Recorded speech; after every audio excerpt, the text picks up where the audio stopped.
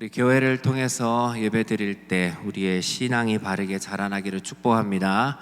아멘. 우리는 많이 가진 것이 없습니다. 오직 하나님 예배하고 우리가 하나님 알기를 원하고, 그럴 때 하나님께서 우리에게 하나님 기뻐하시는 믿음 우리에게 주실 줄 믿고 저는 살아갑니다.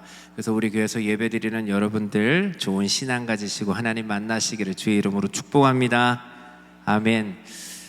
우리가 살아가면서 큰일 났다라는 말을 자주 사용하고는 합니다. 제가 어린 시절에 큰일 낸 적이 있습니다.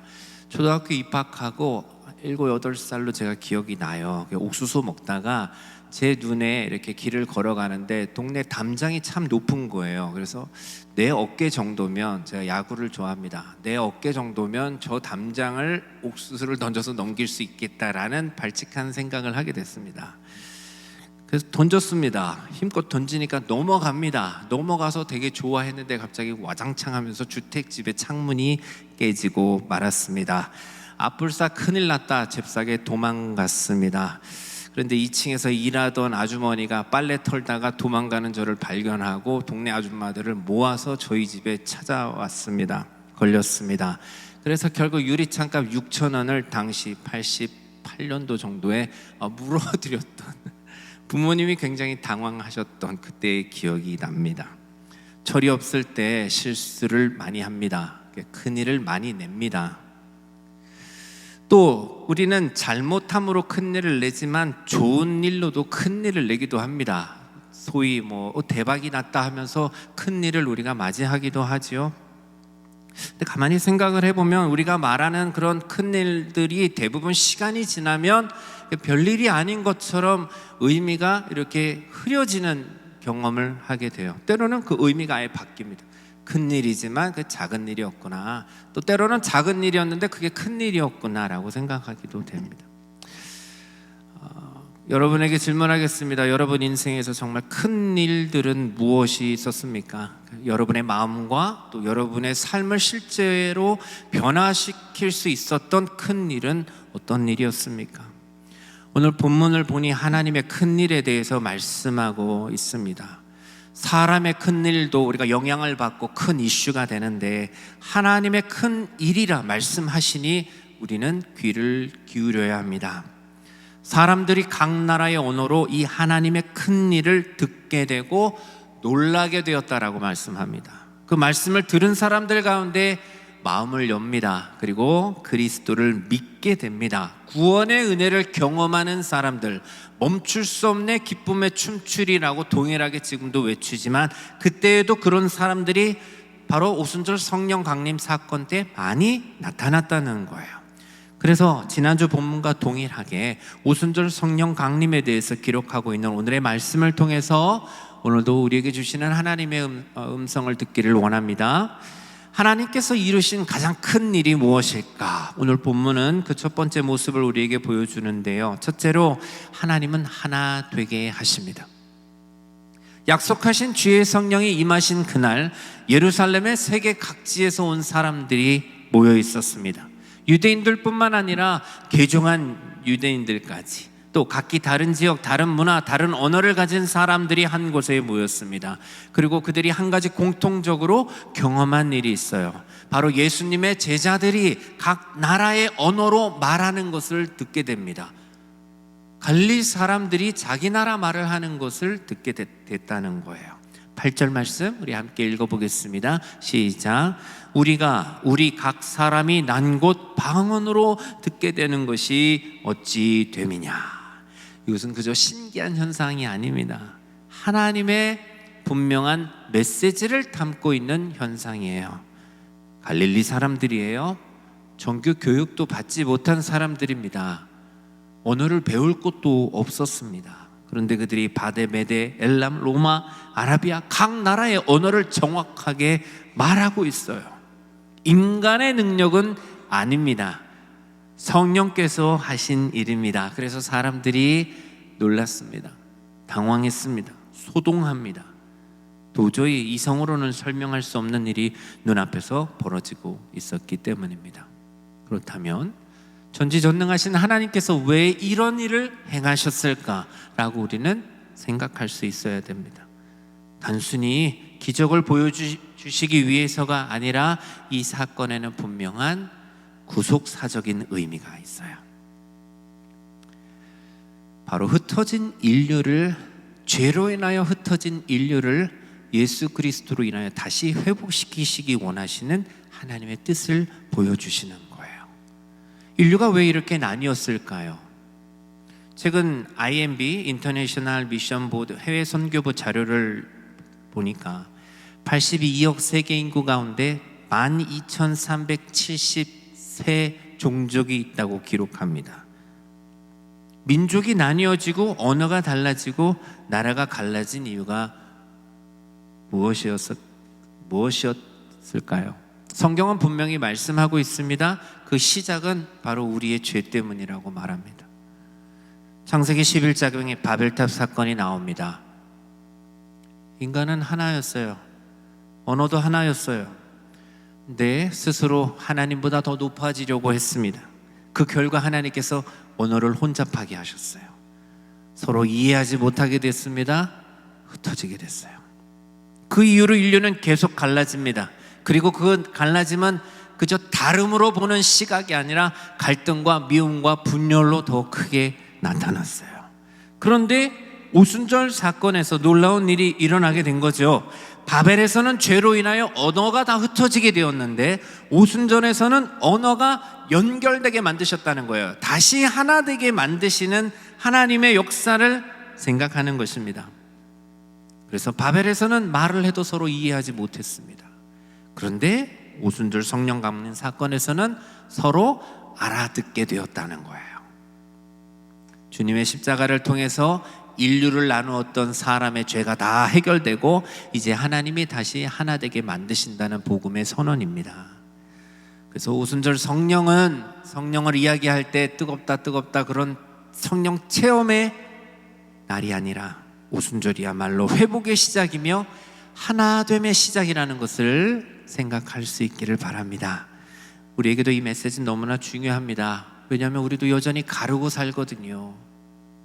언어로 나누고 문화로 나뉘게 되고 색깔로도 나눕니다. 심지어 교회 안에서도 배경과 환경을 따라 사람을 나눌 때가 있습니다. 하나님의 뜻 아닙니다. 예수 그리스도 안에서는 더 이상 그런 것들이 기준이 될 수 없다는 거예요. 예수님 안에서는 흑인도 백인도 동양인도 서양인도 없어요. 한국인 미국인도 없어요. 오직 하나, 그리스도 안에서 한 형제요 한 자매임을 믿으시기를 바랍니다. 그래서 우리는 하나의 영적 가족이고 영적 공동체라고 말하지요. 그래서 진정으로 예수의 영을 받은 저와 여러분이라면 우리는 이 하나됨을 인정해야 됩니다. 혹시 우리 안에 여전히 구별하고 선을 긋고 벽을 세우는 마음이 있다면 그럴 수 없다는 것이죠. 성령의 역사와 반대 방향에 서 있는 것입니다. 주님은 그 담을 이미 허무셨어요. 우리가 그 담을 쌓고 예수를 믿어서는 안 됩니다. 사랑하는 조이풀의 성도 여러분, 하나님은 오늘 우리에게 물으십니다. 하나됨에 너희가 얼마나 힘을 쓰고 있느냐. 주의 성령께서 이루신 그 하나됨을 기쁨으로 우리가 받아들이고 하나됨을 잘 이루며 살아갈 수 있는 우리 교회 되기를 주님의 이름으로 축복합니다. 아멘. 그렇다면 여러분, 하나님께서 어떻게 이 인류를 하나 되게 하시는 그 자리에 어떤 사람들을 두시고 경험하게 하셨을까요? 오늘 본문은 그 자리에 모인 사람들을 이렇게 부르고 있습니다. 경건한 사람들, 경건한 유대인들. 일반적인 종교적인 사람들이 아니었어요. 하나님의 말씀을 정말 사랑하고 그 말씀대로 살려고 애쓰던 사람들이었습니다. 각 나라에서 왔어요. 멀리 흩어져 있던 디아스포라 유대인들입니다. 타국에서 살아가면서 차별받고 어려움도 있지만 하나님을 향한 신앙은 놓지 않았습니다. 그리고 하나님의 명령을 따라 이 오순절 절기를 지키기 위하여 예루살렘까지 올라왔어요. 쉬운 일이 아닙니다. 시간도 비용도 위험도 감수해야 하는 일이었어요. 그렇게 그들은 하나님의 말씀에 순종하며 살고 있었습니다. 이 사람들을 향해 하나님께서 놀라운 일을 행하세요. 그들이 무엇을 본 것입니까? 성령의 역사를 보았습니다. 무엇을 듣게 되었습니까? 예수 그리스도의 복음을 듣게 되었습니다. 그래서 두 번째 주제는 하나님께서는 복음을 듣게 하십니다. 이것이 중요합니다. 이들은 경건은 했지만 아직 복음이 무엇인지는 정확하게 알지 못했던 사람들입니다. 그러나 하나님께서는 그들의 경건을 외면하지 않으셨다는 거예요. 그들의 순종의 그 마음을 통해서 그들을 복음 듣는 자리로 인도하신 것입니다. 그렇게 되자 그들이 베드로의 설교를 듣고 그때 3,000명이 회개하고 예수님께 돌아옵니다. 이들이 구원받은 이유는 율법을 잘 지켜서가 아니죠. 복음을 듣고 예수님을 믿었기 때문에 구원을 받은 것입니다. 동시에 우리가 또 하나 봐야 될 것이 있습니다. 그들이 복음을 듣게 된 이유가 뭘까? 그들의 경건한 삶과 순종을 통해서 하나님이 그 은혜의 자리로 인도하셨다는 거예요. 다시 말해서 경건함은 구원의 조건은 아니지만 복음을 만나는 통로가 될 수 있어요. 그렇다면 그 경건함은 너무나 중요한 통로가 되는 것이지요. 우리 신앙에 이런 통로를 많이 만들어가는 것 중요하다고 생각합니다. 통로 자체가 구원을 주는 조건은 아니지만 하나님께서 복음으로 인도하시는 길이 될 수 있기 때문입니다. 물줄기를 따라가다 보면 결국은 샘을 만나게 되지요. 이 사람들은 율법이라는 물줄기를 따라갑니다. 결국 복음이라는 생명의 샘을 만나게 된 것입니다. 동일하게 우리에게도 적용이 됩니다. 하나님의 말씀을 가까이 하려고 애써 보십시오. 이 말씀을 따라 살려고 순종하려고 노력해 보시기를 바랍니다. 그 사람 결코 헛된 길을 가도록 하나님이 내두시지 않으세요. 반드시 하나님이 그를 더 깊은 진리 가운데 인도하십니다. 신앙생활 오래 하고 교회 열심히 다니다 보면, 연수가 길어지다 보면 우리의 예배생활이 형식화가 될 때가 많습니다. 습관처럼 신앙생활 할 때가 우리에게 있기도 합니다. 그러나 우리가 이것은 꼭 기억했으면 좋겠습니다. 그러할지라도 말씀의 자리를 지키는 것입니다. 그러할지라도 예배의 자리는 지키는 것입니다. 하나님께서 통로가 되는 그 자리를 통해서 우리에게 언제 더 큰 은혜를 주실지 몰라요. 우리를 더 깊은 은혜로 결국 이끌어 가십니다. 그래서 이미 복음을 알고 있는 우리들에게는 더 큰 책임이 있어요. 우리 이미 생명의 샘을 아는 사람들이잖아요. 그래서 더더욱 말씀 가운데, 은혜 가운데 우리는 거해야 됩니다. 하나님은 지금도 경건한 마음으로 하나님을 찾는 자들을 외면하지 않으십니다. 믿으시기를 바랍니다. 이 은혜를 기억하여서 날마다 전능하신 하나님 말씀 앞에서 어떻게 살아갈까, 이런 고민을 하면서 살아갈 수 있는 저와 여러분 되시기를 바랍니다. 그럼 이 경건한 사람들이 결국 듣게 된 복음은 무엇이었을까요? 11절 말씀을 보면 이렇게 설명하고 있습니다.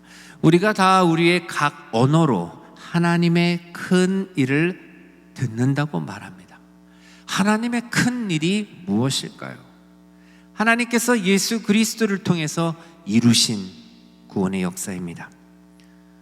죄인을 살리시기 위해서 하나밖에 없는 독생자 예수 그리스도, 하나님의 아들을, 신이신 하나님의 아들을 이 땅에 보내셔서 우리의 죄를 사해 주시기 위하여 대신 십자가 지시고 돌아가게 만드셨어요. 대신 죽게 만드셨어요. 죄값을 치르게 만드셨어요. 예수를 통해서 우리를 구원하신 일이 하나님의 큰 일입니다. 근데 이 놀라운 복음이 각 사람의 언어로 들렸다는 거예요. 무엇을 의미합니까? 하나님은 복음을 어렵게 감추어 두신 분이 아니라는 거예요. 특별한 사람만 들을 수 있는 복음이 아니라는 것이지요. 누구나 알아들을 수 있도록 그들의 말로 말씀하시고 역사하시는 분이십니다. 그래서 각 나라 사람들에게 자기 언어로 들리게 하셨다는 것이 은혜예요. 그래서 셋째 주제는 하나님은 그 복음을 이해하게 하십니다. 복음은 결코 복잡하지 않습니다. 구원의 핵심은 단 하나예요. 예수님께서 내 죄를 위해 대신 십자가 지시고 죽으셨어요. 그 은혜를 믿는 자에게는 이 땅에서의 삶만이 아니라 영원한 삶, 영생을 주신다는 거예요. 이걸 믿으라는 거예요. 믿기만 하면 된다는 거예요. 이거보다 더 쉬운 복음이 어디 있습니까? 너무나 단순하죠. 어린아이들도 믿을 수 있어요. 배우지 못한 사람도 받아들일 수 있어요. 어느 민족, 어느 문화 속에서도 전해질 수 있는 메시지예요. 그런데 아이러니하게도 사람들은 너무나 쉬워서 안 믿습니다. 어떻게 그렇게 단순할 수 있느냐. 그래서 복음을 의심하지요. 정말 예수라는 사람 믿기만 하면 어떻게 구원을 받느냐. 그래서 더 어렵고 더 복잡한 길을 찾아 헤맵니다. 구원이 우리의 노력으로 이루어지는 것이 아니에요. 하나님께서 다 이루어 놓으신 그 사실을 아멘 하고 받아들이기만 하면 되는 것이죠. 그래서 복음은 쉬워요. 그런 면에서 하나님이 다 이루셨기 때문에 쉽지만 동시에 이 복음 결코 가벼운 것이 아닙니다. 하나님의 아들이신 예수님의 생명이 그 대가로 지불된 것이기 때문입니다. 중요한 질문을 하기를 원합니다. 이렇게 분명하고 쉽고 누구나 알아들을 수 있는 복음을 우리는 어떻게 하고 있습니까? 마음속 한 구석에만 묻어두고 있지는 않습니까? 오순절 성령이 임하신 이유는 단지 우리가 바람 부는 은혜를, 그 기적을 체험하시기 위함이 아니에요. 체험하게 하기 위해서 주신 기적이 아니라 오히려 우리로 하여금 말하게 하시기 위함입니다. 그래서 성령 받은 사람은 말합니다. 어떤 말을 합니까? 하나님의 큰 일을 말합니다. 제자들이 침묵하지 않았습니다. 성령이 말하게 하시자 각 나라의 언어로 하나님의 큰 일, 복음을 전했어요. 복음은 어려워서 못 전하는 것이 아니죠. 우리가 말하지 않기 때문에 전해지지 않는 것입니다. 우리 교회가 부흥하는 방법은 그거 하나밖에 없습니다. 저와 여러분의 입술로 전하는 것밖에 없습니다. 전하지 않으면 그대로지요. 그런데 이 복음이 누구나 전할 수 있는 메시지로 우리에게 주셨다는 거예요. 예수님이 당신을 위해서 죽으셨습니다. 근데 그 예수님을 믿으면 영생을 얻게 됩니다. That's it. 이것보다 더 쉬운 간단한 메시지가 어디 있어요? 하나님이 말씀하십니다. 이 복음을 말하고 있느냐? 듣든지 아니 듣든지 받아들이든지 거절하든지 우리는 어떤 사람이 되어야 됩니까? 우리는 말하는 사람이 되어야 돼요. 그렇게 말할 때 하나님의 교회를, 하나님의 사람들을 통하여 하나님께서 크게 사용하실 것입니다. 전하는 사람이어야 한다는 것이죠. 왜 우리가 부름을 받았는가? 하나님의 그 큰 일을 말하기 위해서 저와 여러분이 우리 교회에 부름받았다는 것을 믿으시기를 바랍니다. 그 부름받은 사람들이 함께 모여서 교회를 이루게 된 거예요. 이 생명의 복음을 붙들고 담대하게 주님을 말할 수 있는 증인의 삶을 살아가는 저와 여러분 되시기를 주님의 이름으로 축복합니다. 아멘. 여러분이 가진 능력과 언어로, 한국말 잘하는 사람은 한국말로, 영어 잘하는 사람들은 영어로. 여러분, 이렇게 분명하고 누구나 알아들을 수 있는 복음이 전해질 때 모든 사람이 어떻게 반응했을까요? 동일한 반응이었을까요? 본문은 그렇지 않다고 말합니다. 13절 말씀을 보니까 어떤 사람들이 이렇게 말합니다. 함께 읽어볼까요? 또 어떤 이들은 조롱하여 이르되 그들이 새 술에 취하였다 하더라. 우리가 복음을 전해도 어려움을 당할 수 있어요. 욕도 들을 수 있고요. 당시에도 그랬어요. 성령의 역사를 보고도 조롱하는 사람들이 있었어요. 왜 이런 반응이 나왔을까? 일단 제자들이 말하는 것을 전혀 이해하지 못했기 때문이에요. 이해하지 못하고 믿음이 없으니 오해하고, 그러니 조롱하게 된 것이죠. 우리에게 귀한 가르침을 줍니다. 성령의 역사는 분명하지만 모든 사람이 그것을 나처럼, 우리처럼 동일하게 이해하지 않는다는 거예요. 그래서 성도는 우리가 성령의 은사를 받아서 살아갈 때 지혜가 필요합니다. 지혜가. 계속 조롱받으면 너무 힘드니까요. 네 번째 주제예요. 하나님 복음을 전하도록 우리에게 은사를 주세요. 이 하나님이 주신 은사를 지혜롭게 잘 사용하는 거예요. 하나님은 우리에게 다양한 은사를 주십니다. 다 장점이 다 달라요. 단점도 다르고 장점도 다 달라요. 여기 계신 분들 한 번 한 번 생각해 볼 때 하나님이 여러분들에게 주신 은사가 다양하다는 것을 우리는 생각할 수 있습니다. 성경 속 표현 그대로 방언, 예언, 믿음, 지혜, 지식, 사랑, 가르침, 섬김, 온유, 절제, 이런 것들이 다 하나님이 우리에게 주신 열매요 은사입니다. 그 자체로는 모두 귀하고 선한 거예요. 우리들의 상황으로 생각해 봅니다. 그렇다면 왜 어떤 경우에는 이 은사들이 오히려 조롱거리가 될까요? 그 이유는 간단합니다. 은사의 문제가 아니라 사용하는 방식의 문제라는 거죠. 성경은 분명히 말씀합니다. 은사는 누구를 드러내기 위함입니까? 하나님을 드러내기 위한 은사예요. 내가 나를 드러내기 위한 은사가 아닙니다. 은사로 교회를 세우는 거예요. 은사를 갖고 공동체를 세우는 거예요. 다른 사람을 유익하게 해주기 위해서 하나님이 우리에게 은사를 주십니다. 또 특별히 복음을 전하기 위해서 너가 가진 은사로 나를 증거해라. 그래서 우리에게 은사를 주신 것이죠. 근데 만약 우리가 이 은사를 때와 장소를 분별하지 못해서 나만을 위해서 다 쓴다던가 아니면 엉뚱하게 사용할 때 사람들이 그것을 이해하지 못하고 또 조롱하게 되는 일들이 나타나게 됩니다. 자기 욕심과 자기를 위해서 사용할 때도 마찬가지죠. 그러면 그것은 더 이상 은사가 아니라 오히려 복음을 가리우는 도구가 됩니다. 불량품이 된다는 거죠. 그래서 우리가 잘 기억해야 됩니다. 은사는 능력 이전에 책임이에요. 많이 받은 사람일수록 사실 더 겸손하고 조심해야 됩니다. 왜냐하면 하나님의 은사이기 때문에 그 은사를 통해서 하나님의 이름이 드러나기 때문이에요.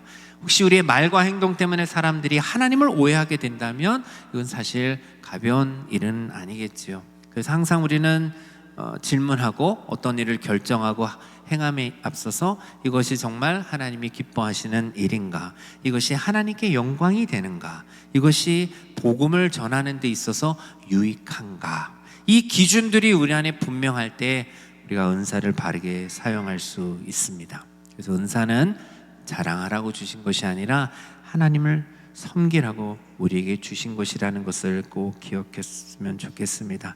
이 은사를 질서 가운데 지혜롭게 사용할 수 있는 저와 여러분 되시기를 바랍니다. 그때 조롱이 아니라 하나님 영광 받으실 줄로 믿습니다.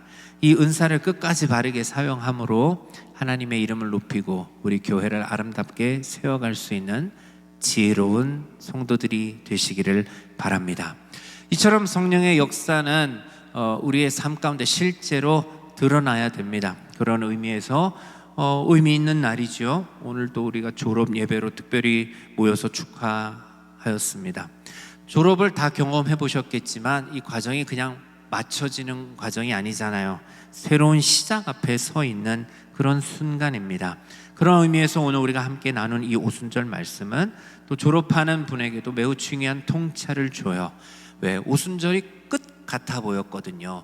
예수님이 승천하시고 나서 다 끝났다라고 생각할 때 성령을 보내주셔서 사실 오순절은 끝이 아니라 새로운 시작이었습니다. 예수님과 함께하던 시간이 끝이 아닌 성령 안에서 각자의 자리로 나아가는 새 출발점이었어요. 졸업하는 분들에게도 마찬가지라고 생각합니다. 이제 학교라는 울타리를 떠나 다시 새로운 자기만의 각자의 자리로 흩어지게 됩니다. 근데 그 흩어짐은 결코 홀로 살아가라는 의미가 아닙니다. 오순절 성령의 역사처럼 하나님께서 함께 하시는 자리로 보내심을 받는 것이죠. 그래서 끝이 아닌 보냄을 받은 삶의 시작입니다. 성령께서 함께 하시는 그 모든 인생길 위에 하나님의 큰 일을 경험하고 그 하나님을 전하는 삶을 살아가는 우리 모두가 되기를 주님의 이름으로 축복합니다.